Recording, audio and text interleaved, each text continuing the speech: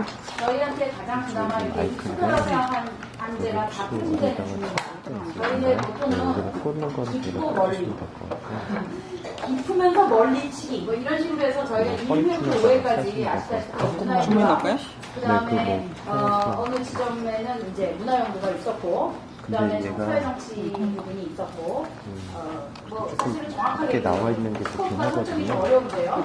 이 일반적이신 선생님들을 모시면서 이번 주에는 우리가 어떻게 보면 많이 들어온 아젠다입니다. 아시아가 기술교육 그거에 지점입니다. 그래서 이제 오늘 모신 선생님은 이제 아시다시피 여기 써놓은 이야기는 대부분 선생님이 공식적인 위치이신 성모에대 동아시아 연구소에 대한 설명이 들어있습니다. 동아시아는 상당히 익숙한 지점이지만 여기 설명되어 있듯이 아시아의 삶의 실상, 여러 개의 아시아, 그리고 아시아가 갖고 있는 이유의 관계성의 특징, 그리고 이제 이동하는 아시아의 주체들이 발휘하는 동력학, 이런 지점이 작업하는 분들한테 굉장히 익숙한 지점인데 이거를 가지고 이제 언어를 만드시고 이론을 만드시는 분들 입장에서 이게 틀도체를 세운다는 게 이게 보통 도전적인 일이 아닙니다. 고정된 아시아가 아닌 상황으로 그런 지형을 보시고 계신 연구 이론 단체가 많지 않습니다. 아, 저는 전기는 안 했어요. 그 중에 하나가 이제 여기 나와 있는 동아시아 연구소고 오늘 모신 분은 이제 동아시아 연구소의 수부장님이신 백원담 선생님. 모시기 아주 어려운 분입니다. 네. 사실 너무 바쁘신 분인데 미술하는 분들이 여기 선생님이 이제 풀어가시는 방식이요 문화를 통해서가 아니라 문화 자체가 아시아다 이렇게 들어가시는 분이시라 제가 이해한 바로는 왜 이러지? 그래서 이제 문화를 하는 분들하고 분명히 아마 대화를 원하실 거다라는 생각에 용감히 연락을 드렸더니 바로 허락을 해주셔서 출장 갔다 오시고 얼마 전에 바로 다시 이렇게 만나게 되었습니다. 오늘 말씀해 주실 주제는 여기 써있다시피 포스트한류와 팝 아시아니즘 아시아 문화도시라는 연구 페이퍼를 기반으로 말씀을 해주실 거예요. 그래서 얘가 왜 자꾸 틀어졌지? 네? 한류, 이놈의 한류, 그리고 이제 팝 아시아니즘이라는 그 속성에 대해서 다분히 여러 층위의 이론적인 연구를 발표해 주실 거라고 믿습니다. 네. 좀 우리 다들 도착하셨으니까 층 고르기 하며 인사. 네, 안녕하세요. 네.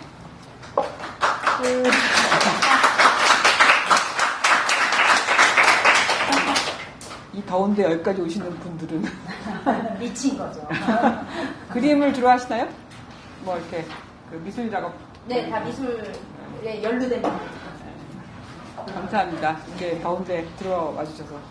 작년인가 영화 감독하고 작가, 시나리오 작가분들한테 한번 제가 강의를 했었는데 왜냐면 한류를 하도 싫어하셔서 저도 좋아하는 사람 아닙니다. 근데 해석을 해줘야 돼서 도대체 우리가 우리에게 한류 뭐 강남 스타일이니 뭐 같은 기타 등등 한류가 뭔지를 조금은 그래도 이렇게 비판적인 인식을 개재할 필요는 있지 않겠어요? 그리고 제가 한류 연구를 제가 원래 중국 문학을 하는 사람이거든요. 중국 현대문학에서 노신 연구를 했고 그 다음에 이제 박사 논문은 90년대 중국 문화를 연구를 했어요. 그래서 90년대 중국의 포스트 모더니즘 가지고 썼어요. 왜냐하면 제가 96년도에 박사를 졸업했는데 사실은 7, 8학번이거든요. 그러니까 그 중간에 한 10년쯤 뭐 노동운동, 문화운동 한다고 이 공부를 안 했어요. 그다음에 93년에 다시 이제 입학을 박사반을 해가지고 갔는데, 그러니까 93년이라 그러면 우리나라에서는 굉장히 이렇게 침체된 분위기 있잖아요, 전반적으로. 근데 이제 그때 제가 옛날에 공부를 좀 이렇게 열심히 했던 기억이 났어요. 그래서 이거는 다시 시작하려면 문화를 가지고 해야 될 수밖에 없겠다. 그래서 이제 그때 중국을 가려고 했는데 아기가 둘이 있었어요. 그래서 할 수 없이 이제 그냥 있으면서 96년에 1월 달인가 중국을 갔어요. 박사 논문 쓰러.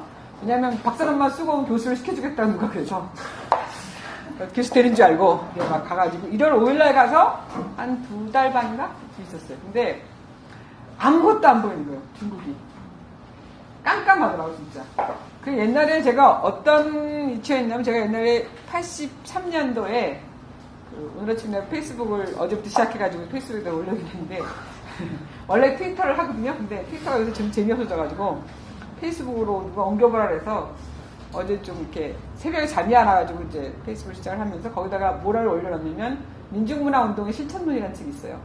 그래서 제가 1985년에 그 화다 출판사라는 출판사 사장을 하면서 그때 이제 뭐 밤에는 노동문화운동 이런 거 하면서 그 책을 썼는데 그걸 표지로 올려놓은 이유는 뭐냐면 제가 이제 이렇게 그 뭐 공부의 근거들을 찾는데 우리나라는 항상 지난 걸 잊어버리는 경향이 좀 있어요. 그래서 내가 다시 지금 인터아시아 문화연구라는 거를 지금 계속 하고 있는데 인터아시아 컬처럴 스터디스라는 것을 새로운 맵 잡기 위해서는 어떻게 보면 실제적으로 일을 하시는 분들, 실제적으로 생산 작업을 하시는 분들하고 그다음에 연구자들이 이렇게 결합을 해야 되는데 80년대는 그게 굉장히 잘 됐어요. 근데 90년대 21세기 들어오면서 생산자들은 생산자들끼리 미적 가치 생산을 하시는 분들이 공부하는 그냥 다 서로 대상화가 되는 경향이 있는 거죠. 그리고 이제 제가 올해 작년에 그 박근혜가 대통령이 되는 거를 겪으면서 하여튼 엄청난 충격이었죠. 왜냐하면 우리 딸이 지금 대학교 4학년인데 미학 공부를 해요. 근데 이 친구한테 박근혜를 대통령을 물려줄 거라고 내가 한 번에 생각을 해봤겠어요. 그 또 하나는 이제 그것과 동시에 진보적인 어떤 진영이라고 하는 것들이 다 무너지는 그런 과정을 이렇게 보면서 또 한 번 그 판을 바꿔야 되겠구나 이런 생각이 들었던 거죠. 그래서 이제 고민을 하다가 도대체 이 문화 생산하는 친구들은 도대체 어떻게 살고 있나. 그래서 홍대 앞에 문화 생태계 조사를 들어갔어요. 그러니까 뭐 거대하게 그런 게 아니라 술 먹고 싶어서 갔는데 가서 이렇게 이왕 놀면 클럽에 가서 인디밴드 하는 친구들도 보고 그리고 이제 뭐 작업실들 많잖아요. 물레동까지 온 작업실들의 하여튼 젠트리피케이션? 그것이 어떻게 이루어지고 있는가 이런 것들을 쭉 볼 겸 해갖고 이제 쭉 다녀서 왔는데 내가 그동안 참 이렇게 학교라는 기반 이게 너무 오래 있었구나 이런 생각을 좀 했어요. 그래가지고 그 대화하는 과정에 이제 우리가 전후에 1945년 올해가 정전 60주년이죠. 그 정전 60주년이 되면서 해방 후에 우리나라의 문화 구성이 어떻게 되었나 이거를 설명을 좀 해야 될 필요를 두게 된 거죠. 왜냐하면 제가 한 10년 정도 공부했거든요. 그거를 그래서 이제 시민과 냉전이 중첩된 문화 풍경들을 이제 쭉 이렇게 봐왔었기 때문에 그걸 같이 설명하면서 이제 대화의 어떤 장을 열어야 되겠다 이런 생각을 하고 있었어요. 그래서 이제 거기 딱 걸림돌이 걸린 게 뭐냐면 한류예요. 왜냐면 제가 2005년에 한류 책을 하나 쓰긴 썼어요. 동아시아의 문화선택 한류라고. 근데 그거는 이제 제가 2001년부터 한류 연구를 시작한 거는 왜냐면 90 박사학위 논문 쓸 때는 중국이 안 보인다 그랬죠. 그래서 중국을 해명하기 위해서, 중국을 설명하기 위해서. 그리고 아까 민중문화운동 실천론 쓰기 전에 제가 석사 다닐 때 제가 노신 연구를 했는데 선생님이 뭐라고 하셨냐면 우리나라는 노신을 아는 건 너가 제일 잘하니까 네 맘대로 써라. 그러니까 이게 혹시 공부가 뭐 뿌리가 있으잖아요. 밑도 끝도 없는 거예요. 그냥 가서 이거 몇 시간 하면 되죠? 3시간까지 오케이. 네. 다행입니다. 제가 좀 말이 길어요. 네. 근데 그때 선생님이 석사 논문을 쓸 때 노신의 잡간문, 노신의 전집이 16권인데 그 중에 2권 빼놓고는 다 잡간집이에요. 일기도 있고, 뭐 편지도 있고, 뭐 그다음에 잡문들 이렇게 있는데 이게 정치적인 산문들인데 그걸 연구하려고 하는데 누가 좀 이렇게 뭐 알려줘야 되잖아요. 근데 그때 당시가 어떤 상황이었냐면 홍콩 3년 서점에서 노신전집을 샀어요. 16권을. 그런데 석사 논문 쓰겠다고 공부를 해야 되니까 샀는데 12권만 들어오고 4권이 안 들어왔어요. 그때 4개씩 뭉치를 해서 보냈는데 그 국제 우체국에 그 담당하는 친구가 불원문서라고. 근데 그날 마침 12권 들어온 날에 그 친구가 출근을 안 했어요. 근데 그 다음날 출근을 한 거야. 그 4권이 2권부터 5권까지 굉장히 중요한 책이거든. 그거가 싹 안 들어온 거예요. 복사반은 있었지만 원본이 있어요. 80년대 나왔던. 그래서 이제 아무리가 사정을 해도 그래서 그때 우리 막 엄청나게 고민을 많이 했어요. 그 돈이 약간 이렇게 네모나게 생겼거든요. 그래서 저분을 어떻게 시집을 보내면 어떨까. 그래갖고 우리가 막 이제 그 중에 하나 희생탈 하나 누구를 해라. 선배들한테 당신이 연애를 좀 해라. 왜냐면 자료가 안 들어오니까. 그리고 80년대인데 우리가 30년대 중국을 보고 있었지만 없잖아요. 그래서 80년대 중국에서 어떻게 노신영을 하고 있고 그런 상황을 보고 싶은 새로운 책들을 봐야 되는데 다 못 들어오게 하는 거예요. 그래갖고 할 수 없이 내가 책을 사서 그걸 우리 선생님한테 기증을 해. 왜냐면 우리 선생님은 불어문서 취급증이 있었어요. 그러니까 그거를 선생님한테 기증을 선생님이 학교 기증문 열람실에 그걸 기증을 하고 그걸 내가 선생님 열람증을 들고 간 거죠. 그럼 선생님은 그냥 네 맘대로 해라. 그러시니까 가서 이제 맨날 문 열고 가갖고 그 깜깜한 6층에 그 도서관에 거기 들어가서 그걸 책을 꺼내다가 복사하고 어쩌고 해가지고 그때 자료를 다 보는 거예요. 그러니까 한국에서 공부한다라는 건 정말 웃기는 짬밥 같은 일이었던 거죠. 왜냐하면 자료가 없으니까. 그리고 뭐 막스 자본론을 볼 수가 있어요. 레닌에 무슨 뭘 볼 수가 아무것도 볼 수가 없는 그 80년대를 중국을 공부한다라는 것이 뭘까 이런 이제 고민들을 많이 했었는데 근데 그때는 그래도 제가 중국을 잘 안다고 사람들이 말을 해서 이영희 선생님하고 제가 그 논쟁도 막 하고 어렸지만 하여튼 뭐 그러면서 이렇게 그 당시에는 그래도 좀 이렇게 많은 그 83년하고 4년에 실천문학에다가 중국 현대 노동문학의 이런 구조라는 글을 두 편을 썼는데 그것 때문에 실천문학이 폐간이 됐어요. 왜냐하면 모택동의 문예강화 소개했다고. 그러니까 참 엄혹한 시절이죠. 지금 같은 말도 안 되는 일인데. 그랬는데 90년대 중국은 보이지가 않더라고요. 제가 그동안 운동하느라고 딴짓해서 그렇기도 하지만 논문을 쓰려면 앞이 보여야 될 거예요. 근데 앞이 안 보이는 거예요. 그래서 2달 동안 앉아가지고 정말 냉면만 먹었어요. 아침에 이렇게 중국에서는 구경대 안에는 얼마나 7시 반 공부 시작해요. 1월 달에도. 그러면 이제 이렇게 노란 조개탄을 떼면 그 노란 애가 막 올라가는데 그때 막 새마을 노래 같은 게 나와요. 그러면 애들이 전부 다 학생들이 정말 장관인데 쫙 나와가지고 책을 한쪽에 들고 식당에서 이렇게 이만한 냄비 같은 데다가 밥 넣고 거기다가 이만한 만두 큰 거 왕을 이걸 들고 이렇게 먹으면서 쭉 걸어가요 애들이. 그 속에 나도 이제 끼어서 이렇게 아침마다 이제 다니면서 정말로 빨리 2시간이라도 빨리 압축적 잠을 위해서 공부가지고 한 병 먹고 그리고 또 아침 새벽에 일어나서 뛰어가서 이제 밥 먹고 도서관 갔다가 하루 종일 이제 2달을 딱 보내니까 그때 좀 이렇게 안개가 걷히더라고요. 그러면서 뭐가 보였냐면 중국은 전근대, 근대, 탈근대가 공존하는구나 이런 생각을 했어요. 근데 이제 그러고 나서 하여튼 그때 그의 논문을 썼어요. 포스트 모더니즘. 원래 중국 문화 전형 연구 90년대 그걸 쓰려고 했는데 너무 주제가 크다 그래갖고 줄여갖고 포스트 모더니즘을 쓰고 나서 그 해가 2000년에 제가 교수가 됐거든요. 성공회대학교. 그런데 1997년에 저를 보고 정말 교수 안 돼갖고 절망하고 있는 와중에 사랑이 먹일라가 중국에서 유행한다고 그거에 대한 글을 쓰라는 거예요.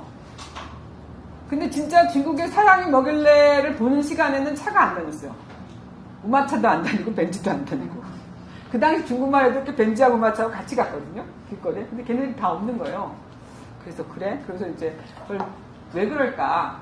근데 그거를 이해하기 굉장히 어려웠는데 실제로는 2001년에 청광신이라고 대만의 문화연구자하고 한겨레 20일 대담을 하면서 그때 처음으로 그 맥락을 전체로 보게 된 것 같아요. 그러니까 우리가 어떻게 살았는지를 걔네들이 전혀 이해를 못했던 거예요. 그런데 하나님 먹을래 그 드라마를 보고 얘네는 이렇게 살았구나. 대발이 아버지 나오는 거 있잖아요. 대발이 아버지 나온 그 전근대적인 봉건적인 어떤 그런 가부장 제도가 아직도 존속하고 있고 변형적이지만 또 하나는 새로운 또 모던한 가치가 또 그 안에 이제 결합되어 있는 이런 형태의 것들을 보면서 한국을 알기 시작한 거죠. 그건 다시 말하자면 뭐냐면 우리는 전후에 서로가 서로를 대면할 수 없는 장벽 속에 있었던 거죠. 그게 냉전이라는 장벽이었거든요. 제가 며칠 전에 독일의 튜링겐에서 냉전 학회가 있었어요. 근데 첫날, 둘째 날, 셋째 날, 제가 셋째 날 마지막 날 발표했는데 이틀 동안 너무너무 화가 나가지고 독일은 61년에 장벽이 생겼잖아요. 근데 그 61년 전까지는 45년부터 61년까지는 드나들었다고요. 동서 베를린에 사람들이 왔다 갔다 한 거예요. 도대체 우리는 뭐냐고. 우리가 누가 분단을 우리가 해달라고 했냐고. 그리고 아직까지 올해가 정전 60주년인데 지금껏 이 난리를 치고 있잖아요. 도대체 그거에 대해서 누가 책임을 지냐고. 그래서 제가 이제 그런 표현을 썼어요. 미국이 일본을 이레이저, 지우개를 들고 지웠다, 아시아에서. 당신네들은, 독일은 세계에다가 위안하다고 사과하고, 그 다음에 전범 처리도 잘하고, 그래서 유태인들한테도 그 유태인 뮤지엄 크게 뭐 지어놓고 뭐 몇 개씩. 그런 체험치 미술도 있고, 뭐, 아우슈비츠니 무슨 뭐, 거의 뭐, 미네는 다카오니 다 이런 것이 자기 성찰의 어떤 거울처럼 있는데, 우리는 도대체 뭐냐? 왜 미국이 일본을 이레이지를 가지고, 지휘를 갖고 소거해버서 우리 보고 그 식민지의 죄과를 물을 수도 없게 만들어놨는지. 그리고 당신네 유럽은 왜 아시아를 제국주의 침략을 해서 식민주의를 그렇게 해놓고선도 유태인한테 사과하고 우리한테 사과를 안 하는지. 이런 문제들에 대해서 이렇게 토론장이 열어졌을 때 정말 놀랍다. 왜냐하면 왜 이렇게 당신네들 당당하냐. 어? 냉전은 이미 상품화됐어요. 거기서는. 장벽이 다 상품화됐죠. 베를린의 그 장벽 들어가면 상품화됐잖아요. 다 물건을 판다고요. 사진도 발견하고. 우리는 도대체 이게 이 삶을 계속 살아야 되는 이유에 대해서 좀 논의를 해보자. 한류 뭐 강남스타일 같다 이게 아니다. 그러니까 그 과정에 당신들이 한 번이나 들어가 봤어야 된다. 우리도 마찬가지지만, 그러니까 아시아 왜 그랬냐면 독일 교과서에 한번 보세요. 이렇게 수염 달린 망건이랑 도포 쓴 할아버지 다음에 한국전쟁이에요. 그 다음에 없어요, 내용. 독일 교과서의 코리아는 그렇게 돼 있다고요. 이 역사적 격절을 아무도 설명하지 않고 그것도 그렇게 표상된 한국을 그대로 놔둔 채 교과서는 계속 새로 만들어지는 거죠. 그럼 거기에다가 강남스카이 싸이 하나 갖다 놓는다고 해서 뭐가 달라지겠는데. 그래서 제가 지금 하는 거는 다른 게 아니고 세계인식 혹은 지역인식의 틀을 바꿔야 되겠구나. 이런 고민을 하게 된 거죠. 그 와중에 한류가 굉장히 좋은 기재가 된다는 거고, 그렇기 때문에 한류에 대해서 정확하게 문제인식을 가지셔야 생산하시는데 네? 좋은 어떤, 그러니까 내가 하는 게 지금 무엇인가라고 하는 것에 대한 의미부여를 나름대로 하실 수 있을 것 같아서 이제 말씀드립니다. 너무 서론이 길었지만 하여튼 그래서 이제 이게 영어로 돼 있죠. 제가 베네수엘라 가서도 5군데 가서 좀 하고, 또 뭐 중국 가서도 하고, 뭐 싱가포르 가서도 하고, 대만 가서도 하고, 뭐 이렇게 한류를 많이 얘기해요. 왜냐하면 한류 우리가 잘나서 그런 게 아니라 제가 보기에는 이건 완벽한 뭐냐면 리트랜슬레이션을 할 수 있는 힘이 있는 거죠. 중역의 힘이라고 저는 생각을 해요. 그러니까 우리는 전근대 시대 중국하고 살면서 중국의 문화를 우리 거로 번역시키는데 되게 잘했어요. 그죠? 또 인도의 불교까지도 우리가 갖고 와서 다 뭐 원효가 대신 기술로서 쓴 거나 뭐 해초가 왕어천축전이라든가 그 다음에 뭐 그 김시습의 하여튼 그 뭐 그런 불과적이라든 이런 것까지 쭉 그 매월당 집에 나와 있는 그 제가 며칠 전에 그 돌베개 출판 비 엄청나게 온날 그 파주 돌베개 출판사에 뭐 출판 계약을 하러 갔다가 거기서 정류각집이라고 박재관 선생님이 쓴 3권의 시문집이 있어요. 그걸 한양대 정민 선생님 팀이 진짜 각고의 노력을 번역을 한 거를 제가 얻어왔어요. 그거하고 이제 김시수 평전하고. 그것 때문에 며칠 밤을 못 잤어요. 너무 재밌어가지고. 왜냐면 제가 그 99년도인가? 연대에서 그 4학년들한테, 중문과 4학년들한테 한국 소설 선독을 가르치는데, 그때 김시수의 그 금오신화를 원문으로 가르쳤는데, 그걸 보고 깜짝 놀랐어요. 어쩜 그렇게 한문을 갖고 노는지, 용궁부영록이나 금오신화의 그 만복서 접하기를 한번 갖다 놓고 이렇게 보세요. 원문하고 번역한 거는. 한문이 정말 정체롭기 그지없어요. 근데 그 정유각집 박재가의 북학이 말고 정유각집의 그 시문을 보니까 너무나 아름다운 거예요. 아름다울 뿐만 아니라 그때 당시 그 세계인식이 대단한 거더라고요. 그래서 제가 그걸 보다가 거기에 검은고 금자가 쓰여있는 검은고라는 시가 있어요. 근데 그 검은고에 뭐라고 써있냐면 희음이란 말을 썼어요. 참 출판이었죠. 네. 기쁠 희자지만 사실 이렇게 드물 희자인데 희망할 때 희자예요. 근데 그게 드물 희를 해석이 되거든요. 희음이라고 뭐냐면 그 노자 도덕경에 보면 대기만성 나오는 그 구절이에요. 대기만성의 그 구절이 뭐냐면 대음은 희성이다 이렇게 썼어요. 큰 아주 위대한 음은 소리가 드물다. 네, 그거거든요. 그래서 제가 그 들국화의 전인권 씨랑 친해요. 그래서 카톡으로 가끔 이렇게 선문답을 둘이 하거든요. 그냥 카톡으로 그랬어요. 전 선배, 그 힘이란 말이 지금 막 생각이 났다. 그래도 도덕극을 보면 대기만성 뭐 어쩌고 있는데 이때 그 대음은 희성이라 해가지고 그거에서 따서 이 양반이 검은고 소리가 그 정도로 좋은 소리다라고 썼더라. 그러니까 좀 약간 칭찬했지. 근데 노래가 그렇다. 정말 노래 잘하시거든요. 요새 더 좋아졌어요. 이 양반이 그러지 않아도 자기가 요새 너무 고문이 많았는데 이 또 하나 뭐 깨친다 뭐 이런 식으로 썼지. 그건 뭐 그렇고. 하여튼 그렇게 해서 대화가 되는데 저는 그 정류각집을 당분간 들고 살 것 같아요. 너무 잘 쓴 거. 너무 그러니까 연암을 읽는다. 박연암의 그것도 좋지만 이 박제가가 왜 제가 박제가를 한류 얘기하면서 들어오냐? 옛날에 한류가 이제 역사적으로 그렇게 당장 요때만 이루어진 게 아니라는 거죠. 이건 그냥 코리안 웨이브, 코리안 플루라고 하는 건 그냥 다양한 문화 교통인데 컬처럴 트래픽, 아시아에서 컬처럴 트래픽인데 다른 건 뭐냐면 아시아에서 미국이나 일본 상품을 소비하는 것이 아니라 아시아에서 일본은 그렇지 하여튼 아시아에서 산업이 발전하고 경제가 발전하면서 산업구조 조정이 되면서 문화산업이 생겼고 그래서 아시아가 만든 문화상품을 아시아가 소비하는 단계에 이르렀다. 그 중에 한류가 먹기 좋은 떡을 잘 빚어가지고 사람들이 먹기 좋게 소화하기 좋게 만들어 놓은 거다. 그래서 저는 한류는 미국 문화가 이렇게 아메리카나이제이션이 쫙 한번 뚫고 나간 거라고 설명한 적이 있었는데 하여튼 그런 건데 그걸 역사적으로 보면요 굉장히 재밌어요. 그 청나라가 만주족이 만들었죠. 그래서 그 만주족이 그 청나라 만들었을 때 강희제가 얼마나 머리가 좋냐면요 아무래도 이 사람들이 반란을 일으켜갔거든. 그러니까 4개의 큰 곡관을 지었어요. 그래서 거기다가 전 문물을 다 집어넣고 전적들을 니네가 이렇게 위대한 문화를 가지고 있어 정리해. 그거 하느라고 정치를 못하는 거예요. 자기 문화의 그 환각에 빠져가지고 그 정리하려고. 그 총괄 편집장이 누구였냐면 기훈이라는 사람이었는데 그 기훈이 박제가가 쓴 시가 있어요. 근데 왜 썼냐면 그때 젊은 실학자 북학파들이 오면 그 다 이 여관문을 안 열어줬대요. 왜? 너무 영민해서 하나 보면 열을 하여가지고 여관문을 아예 잠가버렸대요. 그 홍대영이 그 무슨 뭐 천주 무슨 뭐 그거 만들었잖아요. 그거 만들 때 안 보여준대요. 안 보여줘갖고 그러면 성당문 요만큼 열어주라고. 요만큼 열었는데 쫙 끝에 있는 거 보고 와서 만들었다는 거 아니에요.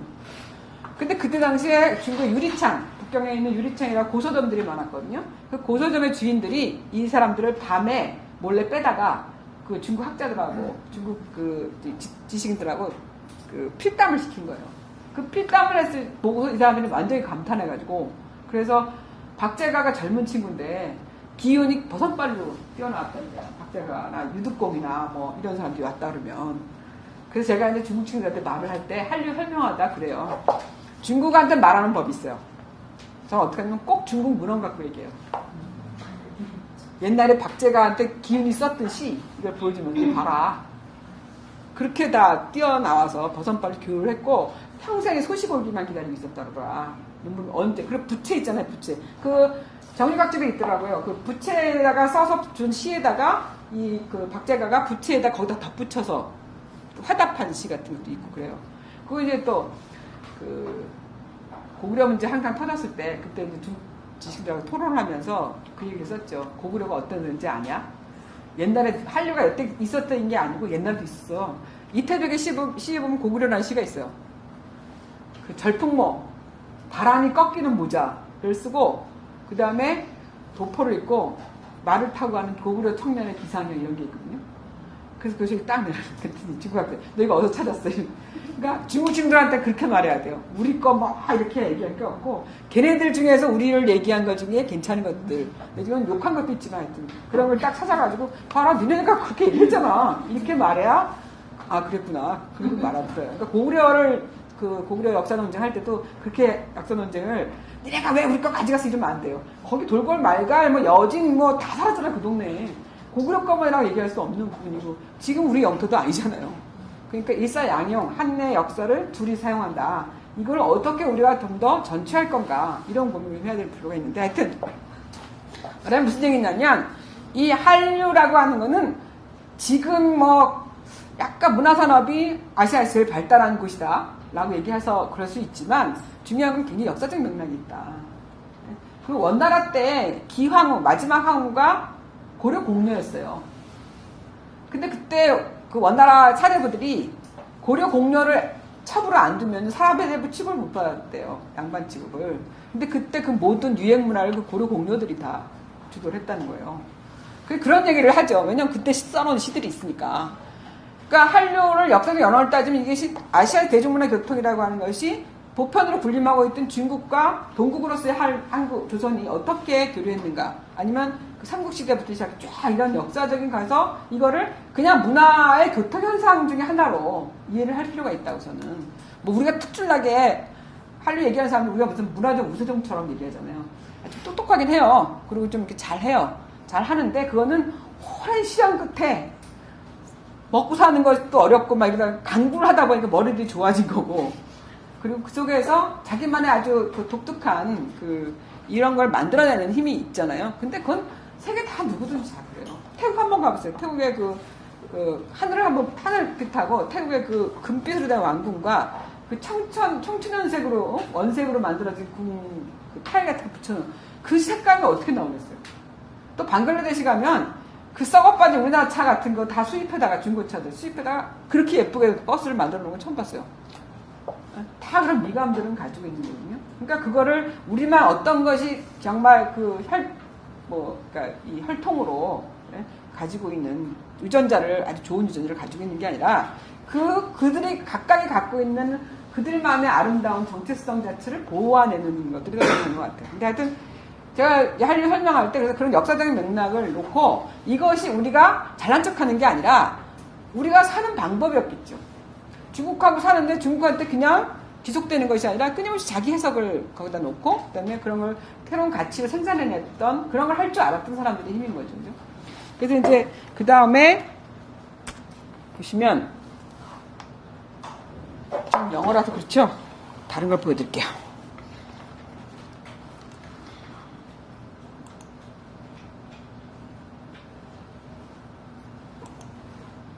이거 아니다. 이거고.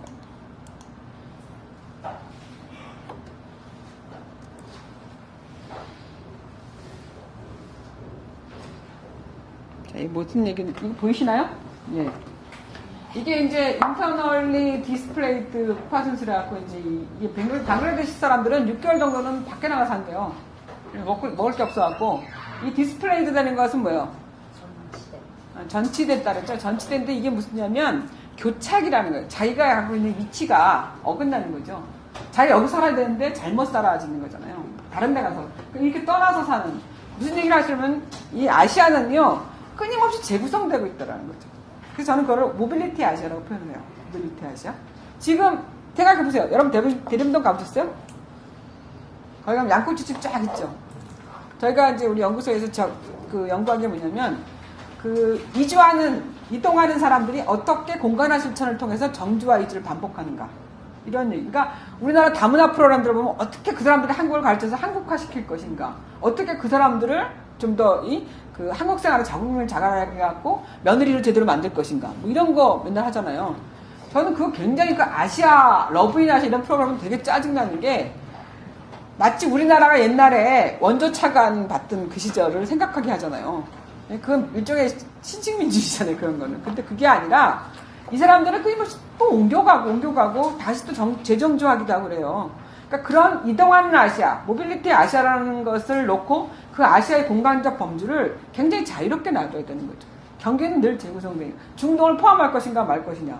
그 다음에 얼마 전에 호주의 국립대학 교수를 만났더니 호주가 아시아가 아닙니까? 했더니 글쎄요, 그걸 꼭 아시아를 넣어야 되나요? 아시아 태평양으로 넣으면 안 될까요? 이런 식의 논쟁을 하거든요. 공간지리학적 범주에서도. 그러니까 이 아시아는 끊임없이 움직여 가는데 거기 재밌는 게 하나 있어요. 이렇게 미그레이션, 젠더 이게 전문직들도 움직여요. 이게 가난한 사람들 움직여가는 게 아니고 탈북자만 있는 것도 아니고 뭐 조선족만 있는 것도 아니고 우리도 여러분이 아침마다 혹시 가고 싶은 곳이 뉴욕이나 런던 아닌가요? 이탈리아도 가고 싶죠. 그 자기는 뭐죠? 아침 먹는 거? 브런치를 먹으면서 커피를 하나 들고 싶는 그 자기를 상상하게 됐잖아요. 그건 우리의 몽상이 전혀 아시아적이지 않아요. 그 아시아 사람들 보면 제가 나를 혹시나 해치지 않을까. 얼굴도 깜짝하고 조그만데 쟤는 왜 여기 와 있을까? 이런 거를 그 사람이 왜 여기 와 있는지는 생각지도 않아요. 쟤는 당연히 노동자고 이렇게 생각하잖아요. 이미 오리엔탈라이즈 되고 그 다음에 냉전화된 이것이 우리가 문명과 야만의 구도로서 이미 사람들을 보거든요. 또 사회주의는 아주 문명적으로 낙후한 이런 걸로 이렇게 보잖아요. 그런 식으로 이미 내재화된 이런 그 골들이 있는 거죠. 그렇지만 이게 뭔지 아세요? 전 세계 결혼에 대한 이주가 제일 많은 곳이 한국이에요. 이게 영국의 석세스 대학에서 나온 책이거든요. 이 석세스 대학은 이걸로 되게 그 먹은 학교예요. 왜냐면 이게 어디서 나온 거냐면 인터내셔널 뱅크 세계은행에서 나온 거예요.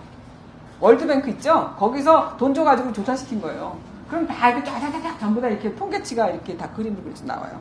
우리는 이런 정도의 아카이빙이나 리서치가 안 돼 있어요. 근데 얘네는 안 돼 있으니까 어떻게 해요? 얘네들 걸 좀 보고 갖다가 쓰면 되죠. 그래서 이제 제가 그걸 가져왔어요. 근데 다 이렇게 여기서 이만큼 다 이렇게 각각의 지역에서 온 사람들이 다 이렇게 포진해 있잖아요. 그러니까 아시아에서 한국, 이 조그만 나라가 결혼에 의한 이주가 가장 많은 나라인 거예요. 그 다음에? 아시아에서는 왜 세계적으로? 세계적으로도 그렇죠. 그러니까 이건 월드인데, 이제 주로 아시아 쪽에 있는 것을 봤지만, 하여튼간에. 그렇고, 보시죠. 일레귤러 이미그레이션. 이거는 불규칙적인, 그러니까, 뭐, 유학을 간다든가, 뭐, 이런 것들 다 여기다 포함이 되는 거죠. 또, 네, 그 다음에 이거는 아주 숙련 노동자들, 그렇지만 전문직들이 가는 것들 다 있잖아요. 그러니까 이거 왔다리 갔다리 전부 다. 근데 이제 이동의 문화 연관이 이렇게 하면요. 그럼 문화적인 이동이라는 건 뭐냐? 컬처럴 모빌리티라는 건 뭐냐? 그 제가 이제 그 아시아에서 이동을 세 가지 설명을 해요. 한번 그런 거 작업을 한번 해보세요. 인류, 사람들이 움직여가는 거. 예? 휴먼 플루죠. 그 다음에 물류, 머트리얼 플루죠. 물류가 왔다 갔다 하잖아요. 그 다음에 문류예요. 컬처럴 플루. 그래서 문화횡단이 아주 실시간에 이루어지죠. 요즘 제가 WS501 연구를 했어요. 팬덤 연구를. 근데 그 팬덤을 보면서 얘네가 팬이 70만 명인가 그래요. 동방신기 300만. 슈퍼주니어가 80만 정도 될 거예요. 네? 그럼 그것만 해도 얼마예요? 근데 걔는 팬덤이 겹치지 않아요. 300만, 80만, 70만 이렇게 다 이건 이제 몇 년 전 일이죠. 지금은 그 구도가 아니고 더 다양해졌는데 어쨌든 근데 걔네들은 어떠냐면 예를 들면 김현중이 공항에 나타났다. 그러면 5분 뒤에 북경의 사이트에 다 떠요. 그 공항에서 입은 패션이 전부 다. 그러니까 그리고 걔가 입은 옷이 무슨 뭐 버버리의 몇 년도 거라는 거 다 나와요. 나 그렇게 똑똑한 사람 처음 봤어. 그 전 세계의 그 친구들이 늘 그런 걸 이렇게 늘 주고받고 한 번은 WS501의 그 회사가 DSP라는 데인데 거기가 사장이 조폭이에요. 그러니까 우리나라 기획사 사장들은 지금은 많이 변했지만 다 누구였냐면 그 청계천에 가면 왜 그 LP 팔고 CD 팔고 이제 그 카세트 팔 때 김구나 그러면 이제 가서 짐 지고 오던 친구들 있잖아. 그 친구들이 다 기획사 사장인 거예요. 그 음반사 이렇게 하다가 이렇게 기획사 되고 이래서. 그래서 우리 학교에 신현준 선생, 우리 연구소에 그 양반을 뭐냐면 한국에서 서울에서의 그 기획사들 말고 엔터테인먼트들의 장소들 해가지고 그게 처음에 음반사들이 어디 있었는지 그 다음에 스튜디오들이 어디 있었는지 이거를 이 문화지도를 역사 문화지도를 만들었어요. 그 50년대부터 쭉 미팔군 뭐 이런 거 다 이렇게 점을 찍어 굉장히 중증적으로 되게 재밌는 그런 연구인데 어쨌든 그런데 그 이동이라고 하는 걸 주제로 봤을 때 이게 뭔지 아세요? 정전 60주년이니까 정말 이런 것 때문에 제가 더 짜증나는 거죠. 왜냐하면 여기는 얘는 대만이고 얘는 대륙이에요. 얘는 대만의 그 5월천이라고 하는 메이데이라고 하는 그 락그룹이 있어요. 얘 락그룹의 멤버가 아니고 락그룹의 그 기타 치는 친구의 동생이에요. 얘는. 그래서 거기에 인터넷 관리를 하는 애예요. 얘는. 그리고 얘는 그 하얼빈에 사는데 얘는 경극을 하는 애예요. 근데 둘이서 그 문자를 주고받는 거죠. 그냥 웨이버도 하고 뭐 카톡도 우리나라처럼 카톡과 비슷한 걸 하는 거죠. 그래갖고 얘네들이 서로 연결을 하면서 어떻게 얘 이름이 아시는데 얘가 나는 5월철에 락그룹의 그 기타리스트다. 그러니까 네가 대만에 공연 올 때 나를 찾아라 이랬거든요. 근데 얘는 알고 있는 거예요. 이미. 왜냐면 온천이 사진이 다 뜨잖아. 인터넷에. 근데 얘 얼굴이 없잖아요. 그러니까 얘는 알고 있지만 그렇게 생각하면서 이제 와요. 대만에. 이게 이제 5월 질환이라는 영화인데 대만 영화에 굉장히 잘 만들었어요. 그러니까 이 영화를 보는 순간 저는 너무 부러웠어요. 그러니까 얘하고 이제 얘가 할아버지가 중국혁명이 끝나고 나서 대만에 와서 산 거예요. 내려와서. 근데 대륙하고 대만을 왔다 갔다 하니까 할아버지가 대륙에 가서 아들을 만났을 거 아니에요? 물론 이제 대만에서 할아버지는 결혼을 했죠. 근데 화가예요. 근데 얘가 손녀니까 손녀인데 그 아버지가 대륙에 사시라고 할아버지한테 그랬더니 할아버지가 안 오신 거죠. 네? 그런데 그 아버지가 그 할아버지한테 뭐라 그랬냐면 얘가 5월천의 팬이니까 그 5월천 공원에 가서 메이데이 공연할 때 가서 사진을 찍어 보내라고. 그랬더니 할아버지가 그 사진을 찍어 보내는 그런 장면들이 이제 나오는데 근데 이제 여기 보면 재밌는 사진이 하나 있어요. 이게 그 락그룹이에요. 5월천 메이데이는 진짜 락그룹이에요. 얘네 굉장히 인기 있는 친구들인데 이건 굉장히 모던하죠. 그죠? 포스트 모던하기까지 하죠. 이건 뒤에 경극이 있잖아요. 그러니까 그 젊은 애들 둘이 전통 각기 달리 내지한 거죠. 그렇지만 지금 만났을 때는 나는 경극만 할 거야도 아니고 경극하는 애는 락을 좋아하고 락하는 애는 경극하는 애하고 놀고 있고 이런 거잖아요. 그러니까 이런 것이 바로 전통과 한다는 거 어떻게 그 세대 간에 만날 것인가 라고 하는 문제들을 이 영화는 다 보여주고 있어요. 그러고 나서 이 할아버지가 그 락그룹에 가서 그 사진 찍은 거예요. 그 자기 손녀 대신 가갖고. 이건 할아버지가 평생 가금직하고 있던 기차표. 대륙 가는 기차표. 그 다음에 이건 할아버지가 그 편지를 써놓고 돌아가셨는데 이게 유동화라는 그 그림을 그렸는데 그때가 5월이 되면 유동화가 이렇게 꽃이 이쁘게 핀대요. 그래갖고 얘가 이제 서로 만나서 대만에서 만나기로 했는데 서점에서 만나기로 했는데 그 남자애가 얘가 오는 순간 도망을 가요. 안 만나. 왜냐면 얘는 이미 알고 있었고. 그런다 이제 어떻게 하다 둘이 만나가지고 그 할아버지네 집을 찾아가는 거예요. 둘이서. 근데 그 할아버지네 집을 찾아가는 그 관계가 굉장히 재밌는데 기나는 철쭉길을 건너서 가요. 그럼 마지막에 분단선을 이제 경계가 있었던 걸 경계를 넘는 그런 얘기들을 이제 하고 있는 거죠. 그러면서 얘가 나중에 이제 그 아신이라는 애가 헤어지고 나서 얘는 이제 공연을 하고 이제 북경으로 갔잖아. 그러니까 5월천이 그 북경에서 와서 공연을 하게 됐어요. 근데 그 형이 얘를 데리고 가요. 그러면서 떨어뜨리고 와요. 너 가서 하얼빈 가서 얘 만나고 오라고. 근데 얘가 가서 일주일 동안 기다렸는데 얘가 전국 순회 공연하러 다니라고 나중에 와서 그 버스 안에서 만나는 장면이에요. 그래서 이제 이 그림을 두고 갔다고 이런 그림을 전해주는 이런 장면인데 이건 또 하나 뭐냐면 두만강이죠. 장률 감독의 두만강 아시죠? 장률 감독의 두만강은 여기 두만강 이렇게 써있죠. 그 얘는 여기 죽어있죠. 이건 얘기가 영화 보신 분. 네. 그 장률 감독이 굉장히 재밌는 그 중문학을 공부하셨어요. 그거 중문과 교수이셔갖고 그 양반 그 영화 중에 당률이라고 하는 영화가 있어요. 당률이 뭔지 아세요? 중국에는 시를 률이라고도 쓰거든요. 경률시라고 해갖고 그래서 당률이라는 당시를 얘기하는 거예요.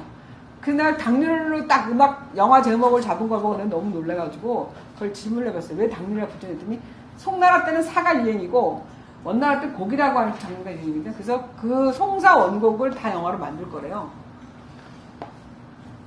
굉장히 단조로운 그 공간에서의 미학을 얘기하는 영화인데 그러니까 당시라는 게 오원율 시니 뭐서 당시 300수 하는 그 시들이 전부 다 이게 정형시들이거든요. 그래서 그 공간 안에 딱 잡혀있는 거예요. 언어들이. 그거를 아파트에 사는 그 젊은이들 얘기를 이제 그걸로 썼는데 어쨌든 그러니까 그 두만강을 이 양반이 만드는 재난의 월경이죠. 디제스터 카피탈리즘이라고 아세요? 그 양반 누구죠? 무슨 클라인? 나오미 클라인을 쓴 책. 디제스터 카피탈리즘, 재난 자본주의라고 하는 건데 9.1 이후의 사태 같은 거 보면 아시잖아요. 그러니까 재난이 일어났는데 정부는 그거 갖고 경제학을 따로 만드는 거죠. 네? 그 수익구조를 창출하는 그런 형태의 얘기인데 이건 재난의 월경이죠, 사실은. 그러니까 얘가 북한 애들인데 처음에 오는 건너온 장면, 그래갖고 남의 집에 조선족 집에 와가지고 이렇게 해가지고 그다음에 또 여기서 또 건너오는 장면, 그리고 이 남자가 밤에 찾아와갖고서 이제 그 도움을 구하는 장면, 뭐 이렇게 해서 이 아이들이 서로 같이 놀아요. 얘가 축구를 되게 잘해요. 그 축구를 같이 하는 거죠. 근데 어떤 약속을 하냐면 얘 동생은 죽었어요. 배가 고파 죽었는데 얘가 물어봐요. 우리 동네하고 다른 마을하고 축구 시합이 있는데 너가 있으면 우리가 이길 것 같아. 얘가 선수예요 거기서 북한에서. 그러니까 꼭 오겠다 그래요. 근데 와서 그 축구를 하다가 얘가 너무 잘해가지고 이기니까 다른 애가 얘를 찔러버렸어. 북한에서 왔다고. 그래가지고 얘가 잡혀가게 됐죠. 그때 얘가 잡혀가는 순간 여기로 올라가요. 지붕에 친구가 초종한 애가 떨어져 죽어요. 그래서 내가 장로감독한테 이제 사람들 많이 물어보죠. 이거는 왜 얘가 이렇게 됐는데 얘가 여기 올라가 죽냐고 그랬더니 그 애들의 약속은 그렇다는 거예요. 그리고 얘가 뭐라고 얘기를 하냐면 얘는 왜 그러냐면 얘가 그렇게 말을 하죠. 자기가 축구를 하러 오라고 했을 때 얘는 그냥 놀러 온 게 아니라는 거예요. 목숨을 걸고 왔다는 거죠. 그러니까 목숨을 걸고 자기하고 약속을 지키서 왔으니까 자기도 목숨을 걸고 이 친구를 지켜줬어야 했는데 그걸 못했으니까 자기가 얘를 잡아가면 자기가 떨어져 죽겠다 그랬거든요. 근데 잡아가 버리니까 얘가 떨어져 죽은 거예요. 근데 얘를 어디다 갖다 앉혀놓냐면 이 관계의 재구성이죠. 이게 보면 이렇게 제가 중국에서 발표할 때 이렇게 중국을 해놨고 그런데 이 두만강이라고 하는 이 그 강이 여름에는 이렇게 경계가 없죠. 물이 흘러가니까. 그래서 여기다 표속을 생겨요. 가운데다 안 하고 두만강 해갖고 양옆에 못 들어가겠죠. 근데 이 마지막 장면에 이 동네 할머니가 정신이 나가셔서 이 강을 건너가죠. 여기 겨울에는 이게 얼어서 굳이 다려갈 필요 없어요.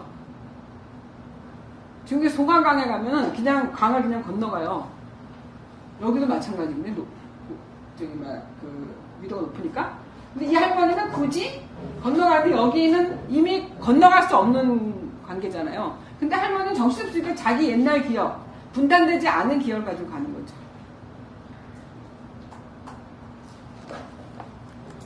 도망가게 묻었어요. 아이를? 아니, 그러니까 그냥 그 아이가 그 얼음바닥에 있는 걸로 끝나요. 근데 이건 무슨 얘기냐면 경계를 넘는다는 게 뭔가. 왜 우리는 이렇게 삶의 무수한 경계 속에 살아야 되는가. 그래서 늘 탈경계를 얘기하면서도 늘 경계를 짓잖아요. 그죠? 그러니까 내가 홍대의 문화생태계 조사한다고 한 건 아니었어요. 좀 나도 놀면서 노는 거를 좀 몸에다 체득을 해야 되겠다. 그래서 이제 맨날 박근혜가 논문 쓴다고 해서만 된 게 아니니까. 그래서 갔는데 그 경계가 있잖아요. 세대 간의 경계가 있고. 그 다음에 직업상의 경계가 있어요. 난 일단 교수니까 요새 그런 거 있잖아요. 왜? 정규직에 대한 분노. 있으시죠? 너는 그래도 월급 받잖아. 이게 있잖아요. 그거. 그 다음에 뭐요? 뭔 교수가 여기 가서 왜 놀아? 잘난 척 하지 마. 이런 게 있을 거 아니에요. 근데 이제 몇 번 만나서 같이 술 먹고, 내가 그래도 술값은 잘 내잖아요. 일단은. 왜냐면 내가 음악회가 끝나면, 그래도 맥주 한 잔이라도 이렇게 가서 한 잔 먹자고 얘기할 수 있으니까. 이제 그런 과정에서 선선을 얘기하게 된 거예요, 점점. 근데 백자라는 가수 있어요, 백자. 그 친구, 그 양반을 내가 이제 너무 운동권들이 하는 무슨 대한민국도 그렇고 어디 가면 항상 먼저 나타나줘서 내가 제일 먼저 그 사람을 찾아갔어요. 그 사람 공연하는데 프리버드라는 데서 공연하는데 정말 저는 세상에 홍대 앞에 인디밴드를 공연하는데 했지만 화개장 같더라고요. 이렇게 빨갛게 이렇게 옛날에 교회에 가면 이렇게 개척교회들의 이렇게 반짝반짝 해놓은데 거기서 이렇게 노래 부르는 것 같은 느낌인데 하여튼 그날 그곳에 같이 나와서 이제 끝나고 나서 술을 먹는데 내가 이제 남미음악을 되게 좋아하거든요. 그래서 이제 아스타 심프루라는 노래를 아냐고 솔레다드 브라보가 부른 게 세상에 내가 제일 잘 부른 것 같다 그 노래는. 그랬더니 그걸 막 아이폰에서 찾아서 그걸 금방 이렇게 기타를 두고 노래를 부르는 거예요 옆에서. 그래서 야 이거 되게 편하다. 이렇게 교통이 되다니 이런 거잖아요. 그러니까 그 경계 없음이죠. 그죠? 그러니까 하나의 노래에 대해서 같이 그러니까 교감하고 그리고 그것이 어떻게 만들어내는지 얘기하고 이런 거잖아요. 그래서 저는 그러니까 이 삶의 수많은 경계들을 사람들이 어떻게 타고 넘나 그리고 또 다시 어떻게 경계를 만드는가. 여기에 한류라고 하는 걸 놓고 본 거죠. 다시 말하면 한류는 아까 처음에 제가 얘기했죠. 그 대바리 그 아저씨네 집 얘기를 그걸 듣고 대만의 청광신이라는 선생님이 뭐라 그러냐면 그걸 보고 너희가 어떻게 살았는지 알았다. 이런 얘기를 하는 거예요. 그게 2001년에 제가 탄류 대담을 이제 그 둘이서 했을 때. 그래서 2002년에 제가 동아시아 문화 공동체 포럼이라는 걸 만들었어요. 그래갖고 이제 그걸 포럼을 어떻게 했냐면 하루는 학회, 하루는 문화 그 창작자들, 문화 생산자들이 와서 첫날은 신영복 선생님이 그 키노 스피커였고 둘째 날은 우리가 요즘 너무 미워하지만 김재환 선생님이 그때. 근데 신영복 선생님하고 둘이서 서울대 동기예요. 1941년생. 그리고 60년인가 61학번인가 그럴 거야 아마 둘이. 그래가지고 처음 만났대요. 하나는 상대 천재였고 하나는 인문대 천재인데 그날 처음 만났대요. 근데 하여튼 그 둘을 세우면서 이제 그날 공연을 이렇게 쭉 하는데 한국, 중국, 일본 뭐 그다음에 저기 동남아에 있는 친구들 이렇게 와서 발표를 하고 서로 하고 같이 토지문학관 가서 이제 뭐 공연도 보고 막 이랬는데 그때 그 한 일본 선생이 나한테 이런 얘기를 하더라고요. 그 다음에 2003년에 또 북경 가서 했어요. 그 회의를. 그걸 끝나서 동아시아 문화 공동체 포럼을 앞으로 회의를 더 할까 말까 했더니 이 친구들이 그만하세요. 나는 정말 엄청나게 열심히 노력해갖고 했더니 그만하죠. 왜? 그랬더니 너무 소모적인 것 같다고 뭐 이런 식으로 얘기를 하는 거죠. 왜 소모적이냐? 우리가 지금 이제 얘기를 시작했는데 이랬는데 그 일본 사카모토 히로코라는 중국 민족주의 수자라는 책을 쓰신 분인데 그분이 그러시더라고요. 일본하고 중국하고 일중 지식 공동체라는 것을 일본에 돈을 다 내갖고 지금 6년째 했는데 그 전에 끝났대요. 서로 싸우다가. 그러니까 네가 조직을 해서 한중인이 모이면 한국이 들어가면 연결은 되는데 너는 이제 처음 만났잖아. 저보고 하는 말이. 그러니까 너무 초조하게 생각하지 말고 구체적인 지점에서 밀도를 좀 가지고 하면서 다시 큰 대회를 하는 게 어떠냐 이렇게 얘기를 하더라고요. 너무 실망하지 말라고 생각해요. 자, 그날 그걸 보고 굉장히 많이 이제 고민을 하게 된 거죠, 다시. 그러니까 한류 연구라고 하는 것도 그래서 이게 좀 더 대중적 맥락에서 이 부분을 좀 살펴봐야 되겠다라는 생각을 해갖고 2001년, 2년을 이제 거기서 보내고 나서 2001년, 2년인가? 그 중국의 문화콘텐츠진흥원 북경지부에 있었는데 거기에 이제 그 소장이 우리 후배였어요. 그래서 그 친구가 그 막 음반을 정리하고 거기다 컨텐츠 자료를 쭉 모아놨는데 보니까 코리안 웨이브라고 써놓은 거예요. 그게 뭐냐면 그 CD가 한국의 그 당시에 그 대중음악들을 이렇게 선택을 해가지고 그걸 이렇게 컴필레이션 앨범처럼 만든 거였죠. 그리고 뭐 다이내믹 코리아 해갖고 막 그런 거 막 나오고 막 이럴 텐데 그래서 제가 이거를 한류를 한번 좀 그 본격적으로 연구 대상으로 해야 되겠다 그래가지고 문화 그 당시 기초인문학을 신청을 했어요. 그게 뭐냐면 아시아의 대중문화 교통에 대한 성찰적 연구였어요. 그래서 2년 동안 그 연구를 했죠. 그 신현주 선생이라고 이제 그 대중문화 백반 키드의 추억이라든가 존 레논 쓴 그 양반인데 그 양반이 우리나라에 식민지 시대부터 지금까지의 모든 대중음악의 모든 1차전을 다 가지고 있어요. 굉장히 꼼꼼하게 아카이브를 다 해놨어요. 그 아시아까지 다 자료를 다 자기 거로 만들어 놓은 그런 양반인데 그걸 이제 쭉 하면서 한류는 뭔가 한마디로 하면 짬뽕 문화다. 이거는 우리가 아까 얘기했던 문화적 우세종이 아니라 그 아시아가 경제적으로 발전, 다시 말해 신자유주의 세계와 자본의 전주과라는 것은 한 번은 글로벌라이제이션으로 가지만 하나는 로컬라이제이션으로 간다는 거죠. 그래서 그 과정에 아시아가 재중심화되고 있었고 그 재중심화되는 것의 표지로서의 문화가 산업화가 되는 거죠. 그래서 그 소비를 아시아인들이 아시아의 문화상품 생산을 아시아에 소비하는 것이다. 그런데 이 소비가 문제예요. 생산도 문제지만 이 생산은 그럼 아시아에서 문화 생산 어떻게 이루어지느냐와 이 소비는 어떻게 이루어지냐라는 걸 봐야 될 거 아니에요. 그냥 그렇다가 아니라 여기 재밌는 걸 발견했는데 우리가 압축적 근대화를 했죠. 조국 근대화, 이거 압축적 근대화를 했는데 이 한류가 만들어진 문화 모델들 보세요. 제가 2005년, 4년, 5년, 6년 동안에 한류만 갖고 강의를 엄청나게 많이 했는데 제목이 다 뭔지 아세요? 한류는 어떻게 지속 가능한가? 딱 그 제목 하나예요. 외교부에 가서도 하고, 문광부 가서도 하고, 교육부 가서도 하고, 뭐 대학 그 전국 순회공연도 하고, 막 별걸 다 하는데 딱 제목이 그거 하나야. 한류는 어떻게 지속 가능한가? 그거밖에 관심이 없어요. 정말 놀랍게. 그리고 그때 뭐 한류도 만든다고 막 그때 손학규 씨가 이제 그 경기도지사 할 때, 와, 삼성경제연구원에서 막 조사하고 막 이래서 목표가 그때 6%가 그래요. 그 GDP 6%가 문화산업에 그걸로 이제 하려고 했었던 그게 목표인데, 근데 이렇게 하면 한류는 지속까지 가능하지 않다. 얘기만 계속 하고 다녔죠. 돈 엄청 벌었어요, 그때. 어떤 달은 내가 한 달에 강연만 해서 뭐 한 1,100번만 원 받은 달이 있어요. 아침, 점심, 저녁으로 가서 했다니까. 근데 정말로 어쩌게 획일적으로 한류는 어떻게 지속 가능한가. 그것처럼 쉬운 강의가 어딨어. 그렇게 하면 안 된다 얘기만 하면 되는데. 그래갖고 다양한 자료를 보내주면서 제가 이제 아시아를 해집고 다녔을 거 아니에요. 바닥바닥 다. 그래서 그 자료를 전부 사진을 다 찍어갖고 비디오 뭐 이렇게 카메라 한 5개쯤 들고 다니거든요. 그래갖고 그걸 다 찍어가지고 여기 좀 본부 나오는데 보여드릴게요. 왜 한류가 지속 가능하면 안 되냐.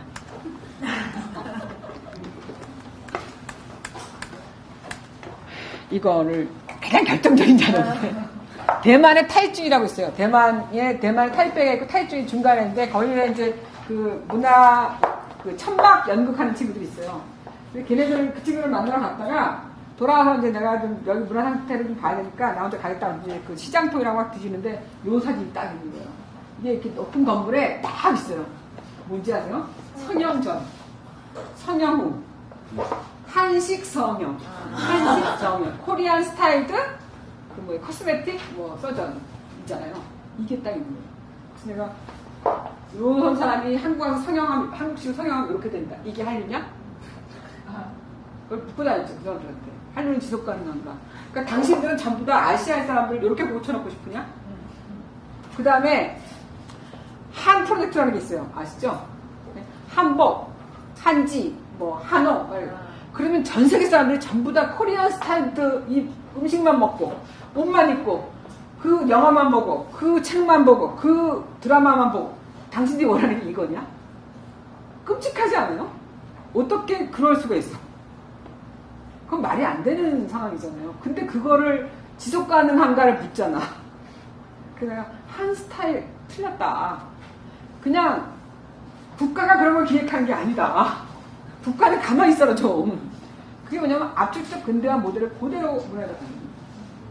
문화 생산 모델도 압축적으로 하는 거죠. 그래갖고 국가 독점 모델, 국가 자본주의죠. 그 모델을 그대로 갖고 와. 그래서 그렇게 하면 안 된다. 근데 그렇게만 해요. 그래갖고 무슨 뭐든지 진영 뭐지 그 지능 산업이잖아요. 지능 산업, 문화 지능 산업. 문화가 어떻게 지능이 되냐고. 북경 문화 지능이에요. 북경의 한국 문화 지능 콘텐츠 지능 센터예요. 아니 어떻게 문화가 지능이냐? 이건 아니고 문화는 그 자체가 삶의 어떤 다양한 그 양식이잖아요, 그죠? 그리고 그거는 사상, 제도, 일상이라고 하는 영역으로 이루어져요, 그죠? 네? 생각과 그다음에 그것이 제도화돼서 어떻게 그런 것들이 그 보다 많은 사람들이 문화권을 향유할 수 있는가 이런 제도를 차라리 만들어라. 문화권 향유에 대한. 그래서 제가 이제 저사를 했어요. 무슨 여러분 가면 목포 가면 목포는 목포는 뭔 도시더라? 노래하는 분수 하나가 없다고 전 세계에서 가장 노래가 많이 나는 노래하는 분수.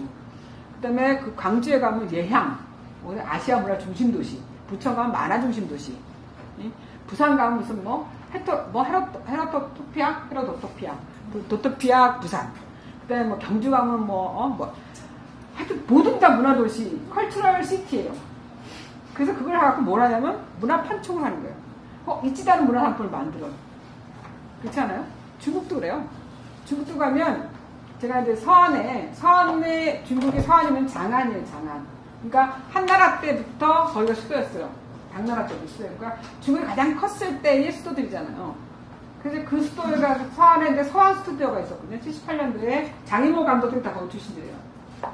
이제 그걸 조사하러 이제 사원도 가서 봐야 되니까 뭐 저기 막 한정하고 양기비가 어떻게 놀아나도 봐야 되고 뭐 그다음에 대당 3당 법사 취경시황 서기의 원 제목이거든요.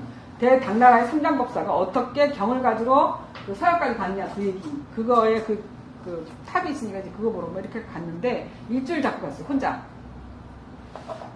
그런데 그 원래 그 장암 말고 그 옆에 함양이라고 있어요. 다 함자 쓰고 빈양자를 써요. 그러면 그거는 이미 도시가 쇠퇴하기만 남은 도시잖아. 이름만 봐도. 양이 다 했는데 그 다음 우물 가는 거지. 거기에 진시황이 도움을 만들었어요. 그래서 거기가 1시간까지 안 가요. 한 40분 가면 보이거든요. 함양을 갔어 먼저 서안보다. 그래서 갔는데 거기 아방궁 이렇게 있더라고. 그 아방궁 앞에 커다란 게 그냥 그 풀밭이고 아방궁을 자는데 꼭 뭐처럼 자냐면 가든 있죠 가든. 불고기 구워 먹는 가든. 정원이 아니고. 우리나라에 그 지도안 가다 보면 많잖아요. 무슨 가든, 사모 가든 무슨 그런 가든처럼 이렇게 정말로 조야한 그런 그 무사들이 앞에 이렇게 서 있어요. 상들이 시멘트로 만든 거. 약간 시멘트를 진시황 경마처럼 이렇게 진흙으로 이렇게 앞에 덮어놓은 거. 그래서 딱 까면 다보다 이렇게 석고가 깨지는 그런 정도. 그리고 내가 돌계단도 진짜 조야하게 만들어놨어요. 올라와서 이렇게 보니까 아방궁이었던 터가 앞에 보여요. 근데 그거를 보고 너무나 실망을 해가지고 정말 어떻게 하면 이 정도밖에 재현되는 능력이 안 되는지 하고 왔는데 며칠 있다 중국 신문에 아방궁 없었다 이렇게 나오더라고요. 원래 없었대요. 역사적으로. 다 지어낸 거예요. 근데 이제 그 터라면서 거기서 또 관광지니까 거기가 그러고 진시황릉에 그 묘를 갔잖아요. 병망도 가고 다 갔는데 땀을 뻘뻘 흘리면서 그 꼭대기까지 내려갔다 내가 툭 하는데 진시황의 그 황릉을 아직 못 찾았어요. 그래서 그 황릉을 찾았다는 가상하에 그 안에 있을 것들을 이렇게 그 전시하는 데가 있어요. 근데 그 아세요? 옛날에 이렇게 옛날에 지금도 이렇게 민속촌 같은 데 이렇게 던지면 뭐 나오는 거 있죠. 이렇게 이렇게 총 쏴가지고 이렇게 탁 맞추면 이렇게 나오는 인형 같은 거. 그런 식으로 전시를 해놨어요. 정말 눈 뜨고 볼 수가 없는 전시. 근데 사람들이 그거를 그 당시에 10,000원을 내고 돌아봐요. 하여튼. 근데 이제 삼서성 박물관이 재밌어요. 그러니까 서안에 혹시 가시게 되면 일단은 삼서성 박물관 가서 한 3일은 저는 일주일 정도면은 보통은 그러니까 박물관만 일주일 볼 때가 많거든요. 그러니까 하여튼 그 삼서성 박물관에 가면 뭐가 재밌냐면 당상체라는 게 있어요. 당나라 때 이미 몇 가지 사안들이 있는데 백거이의 시에 보면 백거이가 시에 한탄을 해놓은 게 뭐냐면 여자들이 그 당시에 그 양귀비가 왜 양귀비인지 아세요? 그 당시 다른 사람은 다 청대 파랗게 눈썹을 그렸는데 양귀비가 흑대를 그렸대. 검은 눈썹을. 근데 그 당시에 흑대뿐만 아니라 여자들이 여기서 정말 검은 게 칠하거든요. 입술도 까맣게 칠해요. 그 고미자가 약간 빨간처럼 해갖고 세수를 하고 나면 세수대가 시커맸다는 거예요. 빨갛지 않은 시커맸대. 그래서 그 백거이 시에 도대체 왜들 이러냐 이런 시가 있어요. 제발 그러지 마라. 그게 어디서 투르크에서 온 거예요. 돌궐 투르크 터키 쪽에서 온 거죠. 그때 당시 화장법을 그랬다니까요. 근데 그게 뭐가 문제냐면 이번에도 가서 저기 보고 내가 독일에서 그거 보고 되게 웃었어요. 그 독일의 그 황제의 그 여인들 여왕을 항우를 비롯하여 그 공주들이 다 여기서 화장독이 주사 독이 올라가고 다 그래서 피부가 다 썩었다는 거예요. 근데도 그 빨간 걸 열심히 발랐대요. 그 주사도 올라 죽은 사람도 있고 막 그러더라고요. 이번에 트윈가에 가보니까. 하여튼 근데 그렇게 여자들이 전부 다 화장을 하고 막 이랬는데 얼마나 멋있게 옷을 입고 다녔냐면 비단으로 가는 옷이 백거시에 다 나오는 얘기예요. 이렇게 하면 이 안에가 실루엣이 다 보이는 너무 야한 그런 한복을 입고 곡강이라는 데가 있어요. 그 서안에 곡강가에서 비단 부채를 흔들면서 그걸 이렇게 산책을 했다는 거예요. 그래서 곡강을 찾아서 열심히 또 갔죠. 곡강이 어딨나. 백거리 선생님이 그거 꼭 보라 그랬는데 그 두보시에도 나오거든요. 가봤더니 곡강 주택개발지대 해가지고 쫙 전부 다 그냥 그 곡강 주변을 전부 다 이렇게 뭐야 우리나라 그 아시죠? 그 가든 비슷한 게 아니라 빌라촌이 된 게 그런 거죠. 그리고 그 옆에다 또 무슨 뭐가 발견됐다나 또 불인데 거기도 막 약간 좋아하는 그게 서안을 그 멋진 실크로드의 기착지면서 실체의 시작이 되는 거기를 갖다 그렇게 정말 말도 안 되게 해놓은 거예요. 그건 문명의 교통이 이루어졌던 곳이거든요. 근데 그 서안에 제가 이제 갈 때 왜 가고 싶었냐면 그 페도라고 하는 페이두라는 건데 그건 뭐냐면 자핑화라고 좀 유명한 소설가가 1300만 부가 팔린 소설이에요. 무슨지 그러니까 중국 베스트셀러 하면 1000만 부가 넘어요. 우린 100만 부지. 걔네는 인구가 14만에서 16이니까 1000만 부가 넘어가야 베스트셀러가 된 거죠. 그죠? 1300부인데 그 중에서 한 100만 부 정도는 진짜 책이 팔리고 나머지 전부 다 가짜 책이 팔린 거죠. 복사판. 근데 하여튼 그 책에 문단 번역이 돼 있어요. 이교신 문화가 번역됐는데 그 책을 보면 책 되게 후져요. 제 되게 없는데 꼭 한번 보세요. 근데 이제 그 책의 서두에 그 중국에 가면 중국 파름이라는 게 있어요. 음악의 원소리. 음악의 원소리 뭐냐면 바람소리, 그러니까 이제 물소리, 돌소리, 그죠? 가죽소리, 나무 목성, 그 다음에 바가지 소리도 있어요. 바가지 소리. 그죠? 이런 식으로 파름인데 그게 뭐냐면 원음이죠. 근데 그게 뭐냐면 흙소리예요. 흙소리가 뭐냐면 그 토기로 그 옷가리나 같이 이렇게 비죠. 근데 약간 동동한데 거기 구멍을 6개 뚫어 뒤에다가. 그런데 그게 흙소리가 나겠죠. 그래서 굉장히 소리가 좋아요. 원시인 같은. 근데 그거를 그 주인공 할아버지가, 거기 나오는 할아버지, 그 동네 할아버지 한 분이 아침마다 그 성벽 위에 올라가서, 그러니까 당나라 때도 그 옛날에 한나라 때 다 성을 엄청 지었으니까 그 성벽 위에 올라가서 그걸 둔다는 거예요. 그 소리에 아침잠을 깨고 이런다는 소리에 그걸 이제 샀죠. 그래서 그걸 딱 사가지고 아침에 이제 새벽에 가야지 갔는데 시간이 없어서 새벽에 못 가고 밤에 한 9시 갔어요. 그걸 들고 갔는데 그 성벽이 전부 다가 홈리스들이야. 너무 성벽을 다 보려면 1시간쯤 넘게 걸려요. 근데 그 깜깜한 밤에 혼자, 제가 등치가 크기 다행이지. 중국 사람은 내가 사천 사람인 줄 알아요. 네, 중국에서 뭐 싸우면 안 지거든요. 걔는 잔돈을 잘 안 줘갖고, 택시 타고 막 이러면, 그러면 끝까지 가서 봤거든. 그런데 사천 여자들은 그래요. 사천 사람이라고 해서 물어보고. 거기 가가지고, 이렇게 카메라를 밖에만 찍어야 그 사람들 찍을 수는 없잖아요. 근데 다니는데 나는 내가 무서웠는데 그 사람은 내가 무서운 거예요. 왜 키 큰 여자가 카메라 들고 막 다니면서 공중공중 가지니까 이 사람들 깜짝 놀라니까 놀라고 있는 거예요. 그냥 내가 무서운 게 아니고 저 사람들이 내가 무섭구나.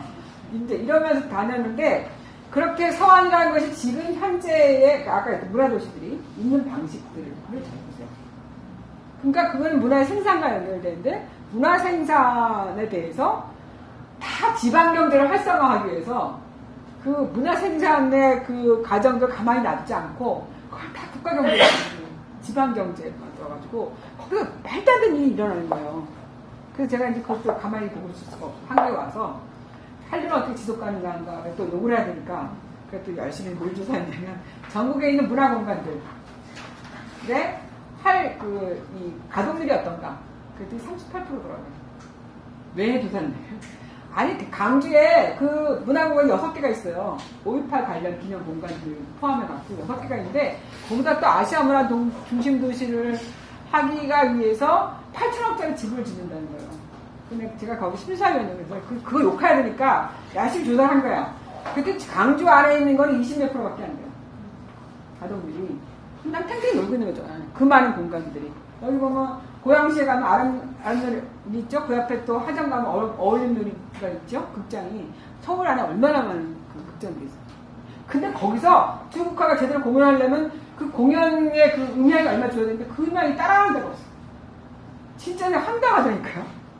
대학로 안에 그렇게 많은 극장들이 있잖아요. 거기서 중국화 음악을 제대로 들을 수 있는 그 음향을 가진 데는 합전밖에 없어요. 200명 정도 합전밖에. 그러니까 소프트웨어를 뭘 할 건가가 관심이 아니고 그냥 뻔뻔하게 그냥 지어놓고 그 안에다가 전부 다 구청부터 시작해갖고 전부 다 그냥 이 하드웨어 무슨 엔지니어링 이 토목공사한 이 토목나라 같잖아요. 이제 그 안에 어떻게 컨텐츠를 넣을 거냐 이런 고민들이 사람들이 안 되는 거죠. 그래서 한류는 요렇게 된 거를 애들은 이것 때문에 와요. 우리나라 성형외과 의사들이 굉장히 인기인 거 아시죠? 우리 사촌 중에 한 명은 우리 남편 사촌인데 요 눈 밑에 있는 주름만 수술하는 그 성형외과를 해요. 다른 건 안 해. 눈 밑에 있는 주름만 없애는 성형을 해가지고 대박이 났대요. 웃기는 짬밥 같은 일인데 그래. 그러니까 이것이 어떻게 보면 그 문화 소비의 다양한 형태가 있는데 이런 식으로 한다는 건 뭐냐면 우리가 어떻게 우리 문화를 표상하는가든지 요 당시에 기자들이 전화를 갖고 우리나라에 중국 여자들이 성형하러 많이 온다는데 그 이유가 뭡니까? 그 아침 전화를 해요. 그 1시간 나랑 토론을 해요. 그렇고 2줄 내. 그것도 자기 얘기로. 내가 분명히 말했거든요. 그거는 중국이 사회주의 국가에서 자본주의 국가로 넘어가는 과정에 자기 얼굴의 정체성, 여자로서의 정체성을 찾지 못했기 때문에 그것을 대상 모방한 거다.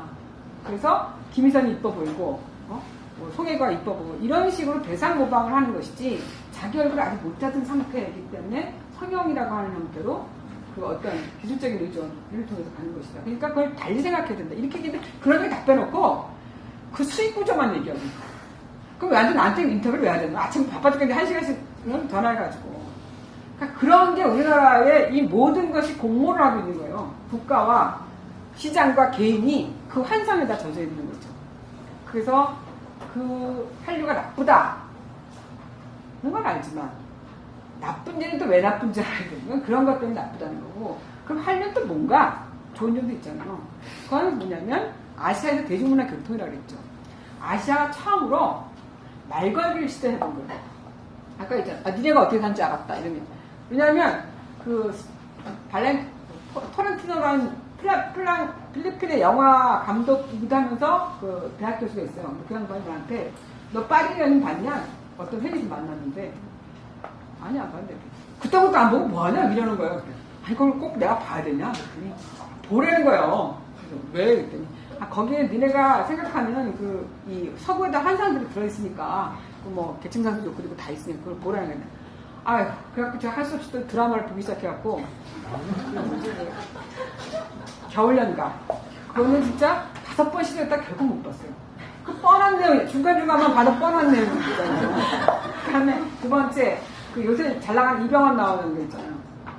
아름다운 뭐 시절인가 아름다운 뭐 그러니까 그 이병헌 거는 500원인데 한 번 보는데 그래서 그거를 24번이더라고요. 그래서 그걸 8시간씩 하루에 앉아 밤에 학교에서 집에도 안 가고 그걸 켜놓고 계속 500원 넣고 또 보고 500원 넣고 3일을 봤어요. 집에 안 가고 왜냐면 논문 써야 돼서 이병헌 팬덤을 때려드렸거든요. 이병헌 팬덤은 굉장히 재밌는 팬덤이에요. 거기는 굉장히 사람들이 그 문화평론들을 하는 수준들이에요 다.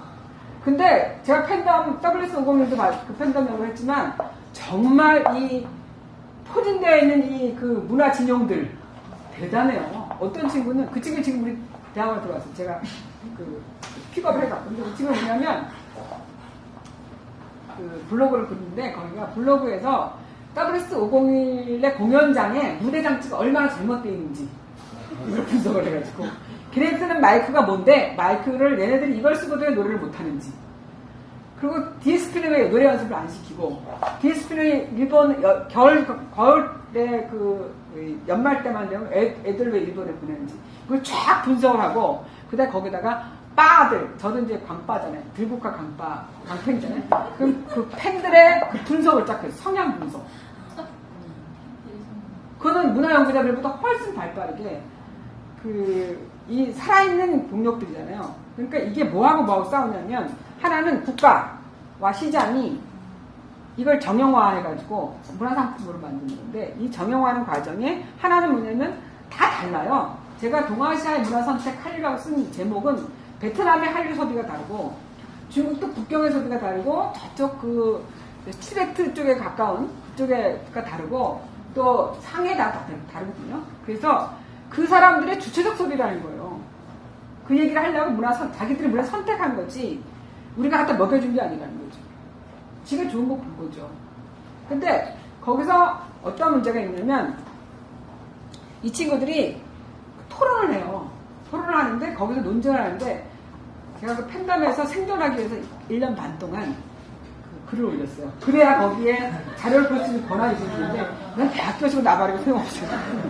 내가 내 아이들 갖고 매일 들어가야 돼.